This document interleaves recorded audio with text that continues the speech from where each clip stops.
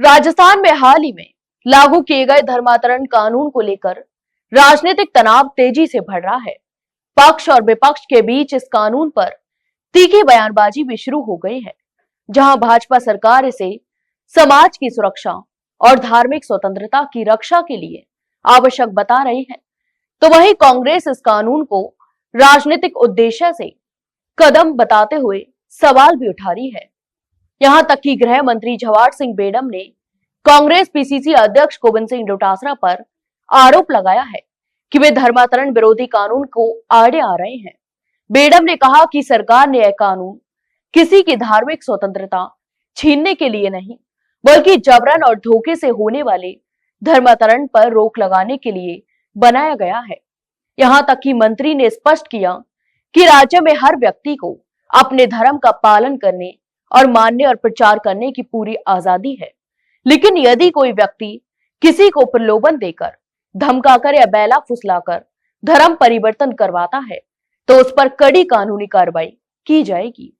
उनके अनुसार यह कानून लोगों की सुरक्षा और सामाजिक सद्भाव बनाए रखने के लिए बेहद आवश्यक है। यहां तक कि झवाड़ सिंह बेडम ने कांग्रेस पर तीखा पलटवार करते हुए कहा कि इस कानून से कांग्रेस को क्यों परेशानी हो रही है, यह समझ से बाहर है। उन्होंने आरोप लगाया कि कांग्रेस नेता जनता को भ्रमित करने की कोशिश कर रहे हैं और कानून के वास्तविक उद्देश्य को तोड़ मरोड़ कर पेश भी कर रहे हैं। मंत्री ने यह भी कहा कि सरकार किसी की स्वतंत्रता पर अंकुश नहीं लगा रही है, बल्कि जबरदस्ती धर्मांतरण की घटनाओं पर रोक लगाने के लिए मजबूत प्रावधान भी लागू किए गए हैं। उन्होंने कहा कि यह कानून लोगों की भलाई के लिए है, न कि किसी धर्म या समुदाय के खिलाफ। कांग्रेस केवल राजनीति चमकाने के लिए विरोध कर रही है।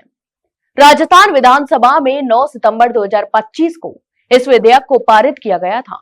इसके बाद राज्यपाल की मंजूरी मिलने के बाद 29 अक्टूबर को इसकी अधिसूचना भी जारी कर दी गई थी। इसी के साथ यह कानून पूरे प्रदेश में लागू हो गया। कानून में ऐसे मामलों के लिए सख्त सजा, जुर्माना और न्यायिक प्रक्रिया से जुड़े स्पष्ट प्रावधान भी शामिल हैं।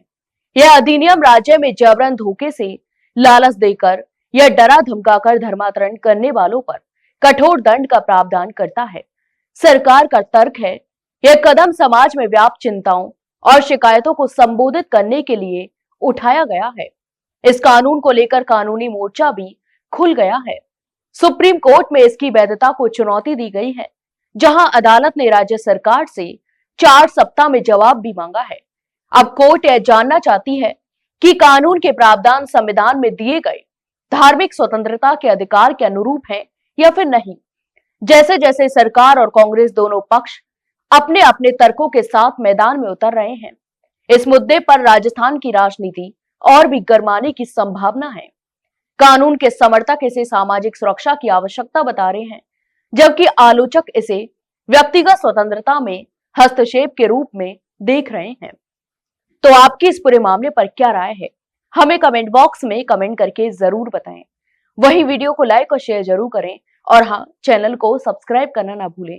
फिलहाल के लिए इतना ही, जल्द मिलते एक नई जानकारी के साथ। तब तक के लिए नमस्कार।